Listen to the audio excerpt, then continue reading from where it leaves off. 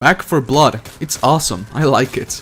Doom Eternal just won a very special award. Last week, Xbox in partnership with Ryan Reynolds and Free Guy held off the NPC Awards. It was a contest between Guy, the protagonist of Free Guy played by Ryan Reynolds, Chief Trader Molly, an NPC from Sea of Thieves, Parvati Holcomb, an NPC from The Outer Worlds, and Dr. Samuel Hayden, an NPC and the anti-hero slash villain from Doom 2016 and Doom Eternal. At the start of this contest, it all looked like Guy or Ryan Reynolds was going to take the win, but all of a sudden Samuel Hayden began ripping and tearing his way through the rank of contestants, violently living down everyone else and actually taking the win with almost 0.5% of the votes, giving him the award of best non-playable character in the world. Our time is up.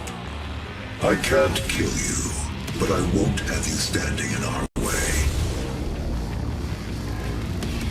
Until we see each other again. Makes a post as an ad for the Free Guy movie. The Free Guy doesn't win, gamers skip winning. Ironic.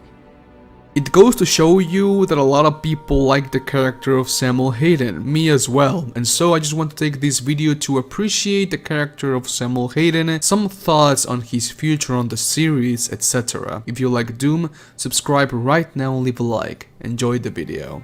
There is still a lot of mystery behind the character of Dr. Samuel Hayden. In the lore of Doom 2016, it is described that Samuel Hayden was indeed a real person, with a whole biography backing the most important events in his life, and detailing how he became the chairman of the United Aerospace Corporation, or the UAC. But in Doom Eternal, the Ancient Gods Part 1, Samuel Hayden ended up being the Seraphim, the right hand of the primeval god deity known as the Father. In the lore of the Ancient Gods, it is described that after the Father and the Seraphim betrayed the God, they both fled from Urdak, leaving the Makers in disarray. The Seraphim injected the essence of the Father on Urdak, left his life sphere on the Ingmar Sanctum, and injected the Father's consciousness on the super AI known as Vega. While doing that, the Seraphim went to the human world and infiltrated their society, so that he could be able to guide humanity in the right track when Argent Energy would eventually be discovered.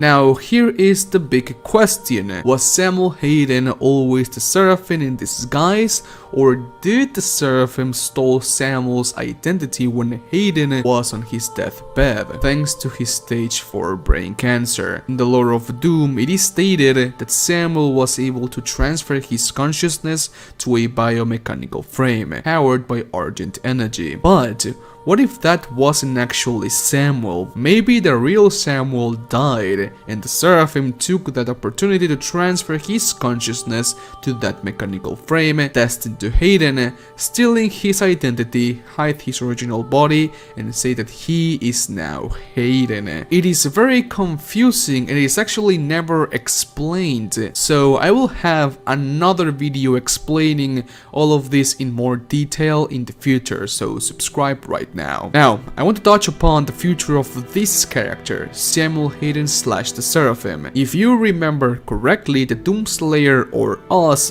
bit the ever-living shit out of the Seraphim or Samuel on the Ancient Gods Part 1 because he was being a huge asshole. It is not explained or outright said on the Ancient Gods Part 1, but it felt like this man really wanted all the power for himself, it seems. Anyways, after he nearly died in our hand, the Father took him to an unknown place. According to our game director, Samuel Hayden is now going through the transfiguration process, which eventually is going to turn him into this gargantuan monster. Now, this is obviously not the end for the character of Samuel Hayden slash the Seraphim. Whether or not its software decides to make one final campaign DLC for Doom Eternal or whatever, most likely we will see this character in the next mainline entry of Doom.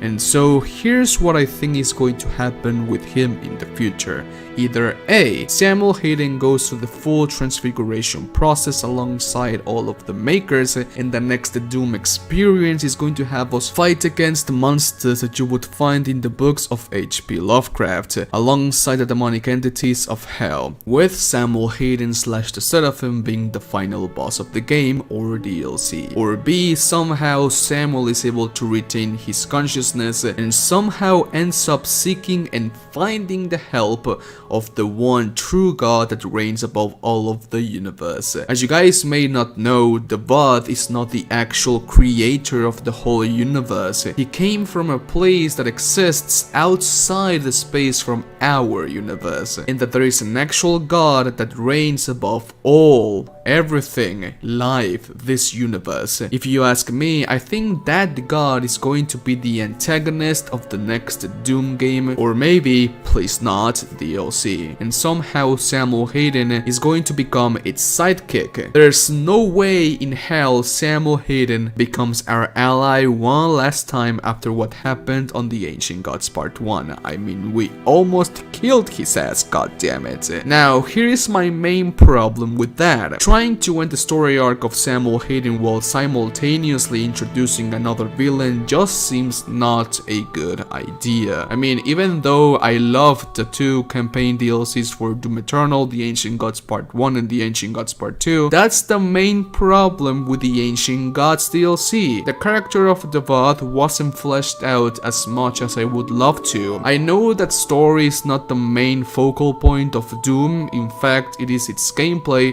but I am a sucker for good written villains. Griffith, Yoshikage Kira, Diavolo, Johann Libet, you name it my friend, I am a sucker for good written villains. But still, on an ideal world, I would like Eternal to have one last DLC where they tie in the story of Samuel Hayden, or that somehow the next Doom game is even bigger in terms of storytelling and just how much story there is in the game, and it is able to tie in the arc of Samuel while introducing perfectly the next villain. That is, if there is an actual new Doom game in the plans of its software, Bethesda, ZeniMax or Microsoft.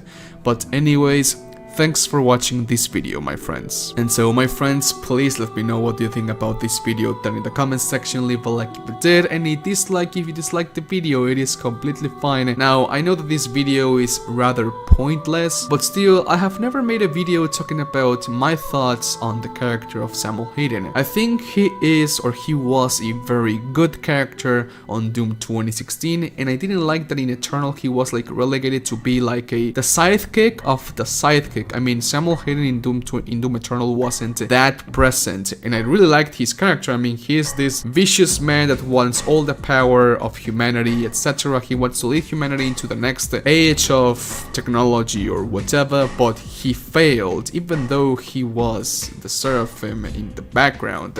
I mean, I didn't like that much that he ended up being the Seraphim. I think Samuel Hayden, as he was in Doom 2016, just a human wanting power and leading humanity as the main leader of the world, that was a good character. He just wanted power and to lead humanity. But well, it ended up like this, and it's fine.